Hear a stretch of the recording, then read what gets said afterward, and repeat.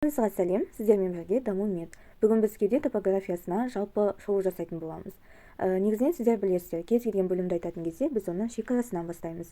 Яғни, мына суретте біз кеуде клеткасын көріп тұрмыз, алдыңғы жағынан көрінісі, артқы жағынан көрінісі. Және осы кеуде бөлімін жоғарыда мойын бөлімінен бөліп тұратын жоғарғы шекарасы болады, ал төменде құрсақ аймағынан бөліп тұратын төменгі шекарасы болады. Енді жоғарғы шекарасына тоқталатын болсақ, жоғарғы шекарасы төстің мойындырық тілігінен басталып, бұғананың үстімен, мына жерде бізде иық бұғана немесе иық жауырын буыны дейміз, иық жауырын буынынан мінекей 7-ші мойын омыртқасының қылқанды өсіндісіне дейінгі сызықты айтамыз. Яғни қайтадан қайталайық. Мінекей төс сүйекті мойындырық тілігінен бұғана бойымен иық жауырын буынынан 7-ші мойын омыртқасының қылқанды өсіндісіне дейінгі қосатын сызықты біз жоғарғы шекарасы деп атаймыз. Енді төменгі шекарасына тоқталсақ, төменгі шекарасы төс сүйегінің семсер тәрізді өсіндісінен басталып, оң немесе сол жақ қабырға доғасының қырымен, мінекей қабырғаның доғасы, осы қабырға доғасының қырымен 10-шы қабырғаға, одан бізде мына жерде 11 мен 12-ші қабырғаның ұштарымен 12-ші кеуде омыртқасына дейінгі жететін сызықты, яғни мінекей дәл осылай симметриялы түрде жүргіземіз. Осы сызықты біз кеуде бөлімінің төменгі шекарасы дейміз. Және бұл сызық кеудені құрсақтан бөліп тұрады. Келесі айтылу керек маңызды нәрсе ол кеуде бөлімін қол бөлімінен бөлетін шекарасы. Сіздер білесіздер, мына жерде иық аймағында дельта тәрізді бұлшықет орналасады. Осы дельта тәрізді бұлшықеттің алдыңғы қыры кеуде бөлімін қол бөлімінен бөліп тұратын шекарасы болып табылады екен. Енді оны біз қол топографиясын өткен кезде тағы да толық айтамыз. Ал кеуде қуысының өзіне қатысты бізде жоғарғы апертура және төменгі апертурасы деген ұғымдар бар. Енді жоғарғы апертурасы дегеніміз ол не? Ол бізден мойынға баратын және мойыннан келетін ағзаларды байланыстыратын саналау деп айтсақ болады. Енді оның өзінің шекарасы бар. Яғни төстің мойындырық тілігінен басталып, мына жерде бірінші қабырғаның бойымен бірінші кеуде омыртқасын қосатын сызықты, бірінші кеуде омыртқасының қылқанды өсіндісіне дейін баратын сызықты біз жоғарғы апертурасын құрайтын шекарасы дейміз. Енді осы қарап тұрғандай бізде жоғарғы апертурадан өкпенің, екі өкпенің оң және сол жақ ұштары шығыпты. Енді келесі бізде төменгі апертурасы. Төменгі апертурасы жаңа айтып өткен төменгі шекараға сәйкес келеді және ол бізде толығымен диафрагмамен немесе көгет дейміз, осы көгетпен жабылып жатады екен. Енді сіздер көгетті білесіздер, ол бізде кеуде қуысын және құрсақ қуысын арасындағы бөліп тұратын бұлшықетті орган болып табылады. Ол арқылы өңеш, қолқаның кеуделі құрсақтық бөліктері өтеді, тамыр жүйкелері өтеді. Келесі маңызды ақпарат, ол бізде проекциялық ориентация жасайтын сүйектерді білуіміз керек. Яғни ол қандай сүйектер? Ол бізде бұғана сүйегі, төс сүйегі, қабырға, мына жерде жауырын және әрине омыртқаның өсінділері. Енді бұны не үшін білу керекпін десеңіз, яғни сіз осы сүйектер арқылы проекция жүргізесіз. Яғни естеріңізде болса, оны пропедевтикадан өтіп кеткен боласыздар. Мысалы, төс маны сызығы, бұғана орта сызығы, алдыңғы қолтық сызығы, жауырын сызығы, омыртқа маны сызығы деп айтқан шығарсыз. Енді осы сызықтардың бәрін қай жерден жүргізілетінін білу арқылы сіз кеуде қуысының ішінде орналасқан жаңағы жүректің, өкпенің, басқа да ағзалардың бізде пальпациялау және перкуссиялау арқылы оның шекарасын анықтай аласыздар. Енді бұл жерде мысалы ерекшеліктерін айтып кетейікші. Мысалы қабырғаның сіз екінші қабырғадан бастап анықтай аласыз, себебі бірінші қабырға көріп тұрсыз, бұғана сүйектің астында жатыр. Одан кейін мына жерде 7 мен 10-шы қабырға өзара бірігіп кеткен және олар шеміршекпен бірігіп бізде төске бекіп тұр және осы жерді қабырғалық доға деп атаймыз. Оны сіздер астемик адамдардан өте жақсы көре аласыздар. Енді келесі төс сүйегін айтқан кезде төс сүйегінің семсер тәрізді өсіндісін білу керек. Мінекей семсер тәрізді өсіндісі. Одан кейін келесі бізде жауырын сүйегі, бізде жауырын ұшынан көбінесе проекциялық сызықтар жүргіземіз. Мінекей осы сүйектерді білсеңіздер, қазір сіздерге сызықтарды түсіну оңай болады.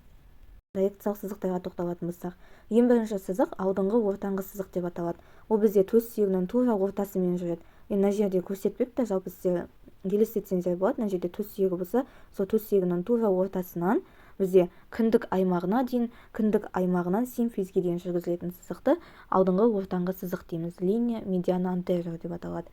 Одан кейін келесі төс сүйегінің екі жиегімен жүргізілетін сызық бар. Ол төс сүйегінің оң жақ немесе сол жақ сызығы дейміз. Линия стерналис декстра синистра деп аталады.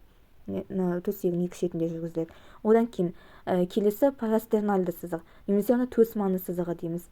яғни ол сызық бізде төс сүйегінің жиегі мен бұғана орта сызығының арасында жүргізіледі. Мінекей мына жерде А суретімен көрсетіліп тұр, линия жүргізіліп тұр. Осы бізде парастернальды сызық деп аталады. Келесі бізде ең көп проекция жасайтын осы ортаңғы бұғана сызығы. Мінекей Б суретімен көріп тұрмыз, ортаңғы бұғана сызығы. Бұл бұғана сүйектің ортасынан төмен қарай жүргізіледі, немесе бұл сызықты кейде емізік тәрізді сызық деп те атайды екен. Ал латынша линия медиа клавикулярис болады. Ал кеуденің мына жерде бүйір бөлімінен біз алдыңғы, мінекей Б суреті, Г суреті ортаңғы, Д артқы, алдыңғы, ортаңғы, артқы қолтық асты сызықтарын көреміз. Оны латынша линия аксилярис anterior media posterior деп атаймыз. Ол бізде қолтық асты шұңқырының алдыңғы, ортаңғы және жаңағы артқы жиектерінен басталады екен. Енді ең терең нүктесі ол бізде ортаңғы сызық болып табылады.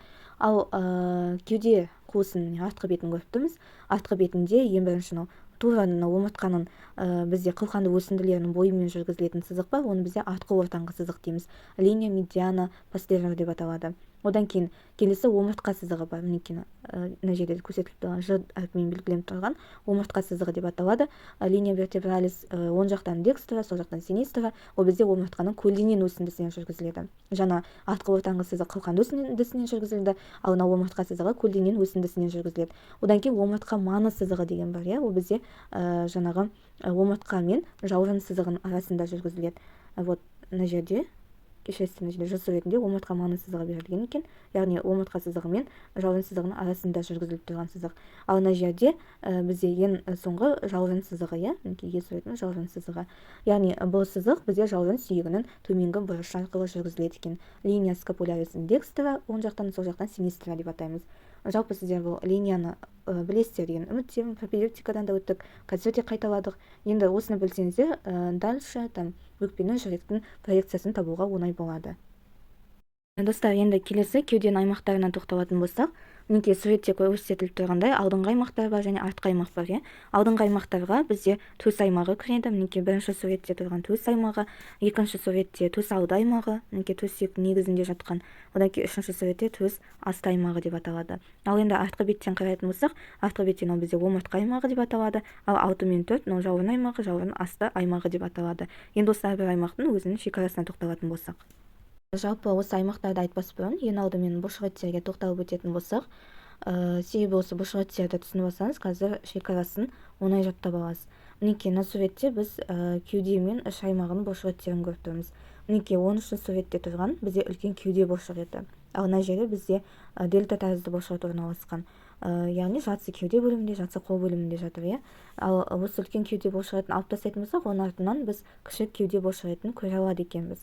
Одан кейін мына жерде 9-шы номермен тұрған алдыңғы тісті бұлшықет, ал 8 ол бізде сыртқы іштің қиғаш бұлшықеті, ал оны кететін болсақ, мына жерде 5-ші номермен іштің қиғаш бұлшықетін көре аламыз.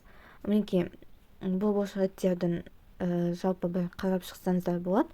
Енді аймақтарға тоқталатын болсақ, ең бірінші бізде төс алды аймағы деп айттық. Мінекей екінші суретпен тұрған, немесе оны басқаша алдыңғы орталық аймақ деп атайды. Алдыңғы орталық аймақтың шекарасы өзі төс сүйегінің өзіне сәйкес келеді деп айтасыздар, және бұл тақ аймаққа жатады. Келесі, бізде бірінші суретпен төс аймағы, немесе алдыңғы жоғарғы аймақ дейміз.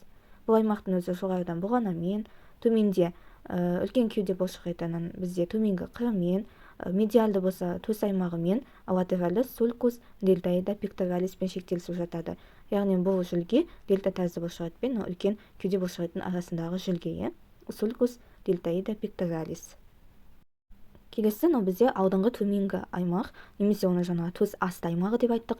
Енді бұл аймақтың өзінің шекарасы жаңа айтып өткен үлкен кеуде бұлшықетінің төменгі қыры жоғарыдан, медиалды төс аймағы, ал төменнен қабырға доғасы, ал латеральды бізде ортаңғы қолтық сызығы болып табылады. Мінекей сонымен біз алдыңғы аймақтың шекараларын толығымен айтып болдық. Енді артқы аймаққа келетін болсақ, мінекей 5-ші номерде біз омыртқа аймағын көріп тұрмыз, немесе оны артқы ортаңғы аймақ деп атаймыз. Енді бұл аймақтың тоже тақ аймақ болып келеді, және бүйірінен оң және сол омыртқа сызықтарымен шектеледі. Жоғарыдан 7-ші мойын омыртқасынан өсіндісімен шектеледі, төменнен 12-ші кеуде омыртқасымен шектеліп жатыр. Енді мына жерде 6-шы суретпен тұрған ол бізде жауырын аймағы, немесе оны артқы жоғарғы аймақ деп атаймыз, артқы жоғарғы кеуде аймағы деп. Енді жоғарыдан оны шектейтін жетінші мойын омыртқасы мен акромион буынын қосатын сызық. Жаңа айтып өттік қой, кеуде бөлімін айтқан кезде жоғарғы шекарасын, тура солай, сол жоғарғы шекарасы бізде жауырын аймағында жоғарғы несіне жатады, жоғарыдан бөліп тұрады екен. Енді төменгі шекарасы ол жауырын сүйектің төменгі бұрышымен жүргізілетін горизонтальды сызық. Бізде жауырын сүйегінің ұшы, соның төменгі ұшымен жүргізілетін горизонтальды сызық. Ал бізде медиальды омыртқа сызығы латеральды дельта тәрізді бұлшықеттің артқы қыры болып табылады екен. Келесі 4-ші жауырын асты аймағы. Бұл аймақты немесе артқы төменгі кеуде аймағы деп атаймыз. Оны жоғарыдан жауырынның төменгі бұрышы, медиальды омыртқа сызығы, латеральды ортаңғы қолтық сызығы және төменнен 12-ші қабырғамен шектеліп жатыр.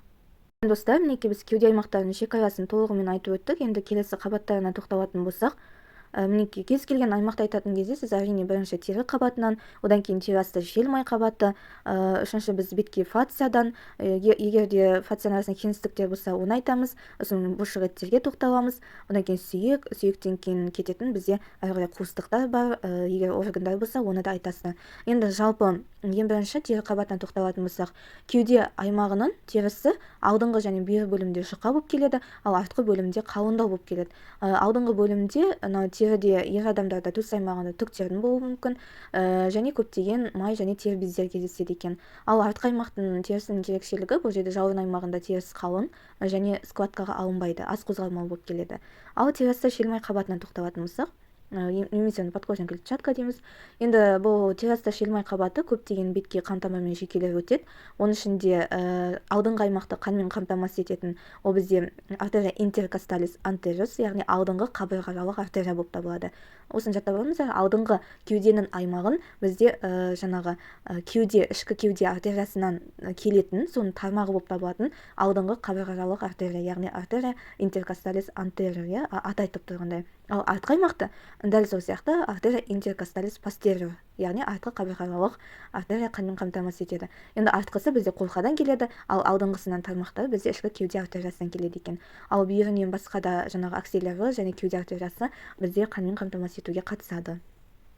Енді келесі венасына келетін болсақ, жалпы тері астында веналар бізде торы құрап, яғни сетка дейміз ғой, сет құрап орналасады. Ең көп кездесетін ол бізде сүт безінің маңында. Осы сүт безі аймағында веналар шоғыр құрып орналасады екен. Және басқа да веналар мен анастомоз құрады. Оның ішінде кіндік аймағынан басталып келетін вена турака эпигастрика деген вена бар, сонымен бірге тоже анастомоз құрады. Келесі жекеленуіне келетін болсақ, бізде 1 мен 9-шы кеуделік жекелер болады. Осы жекелердің рамус кутени деген тармақтары бар, терілік тармақтары, яғни солар бізде тері астын, осы кеуденің терісін қанмен иннервациялауға қатысады екен. Ал келесі үшінші бізде бетке фация деп аталады, енді қабаты.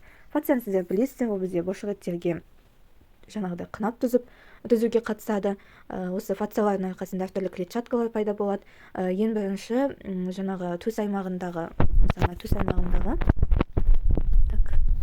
бізде осы жердің фациясы надкостницамен, яғни төс сүйегімен тығыз байланысып кеткен, ал қалған аймақтарда бізде бұлшықеттерді сыртынан қаптап жатады екен бетте фация. Сіздер жаңа да айтып өттік, бірінші сабақта қандай бұлшықеттерді?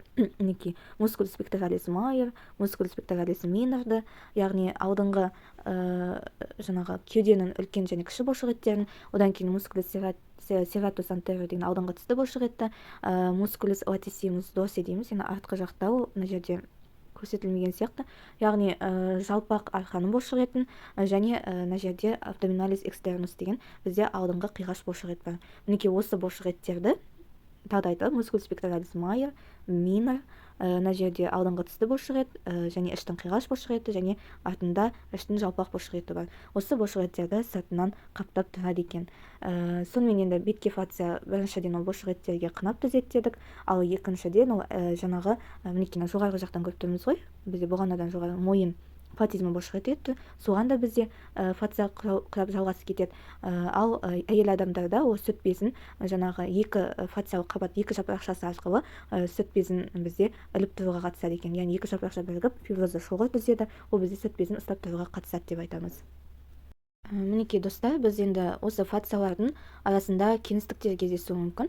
Мысалы, бетке субпекторальды кеңістік деп айтамыз. Ол бізде үлкен кеуде бұлшықеті, мінекей үлкен кеуде бұлшықеті және кіші кеуде бұлшықетінің арасында болатын кеңістік. Одан кейін терең субпекторальды кеңістік бар. Ол бізден айтып өткен кіші кеуде бұлшықеті мен оның астында орналасқанын көріп тұрмыз ғой, қабырғалық бұлшықеттерді.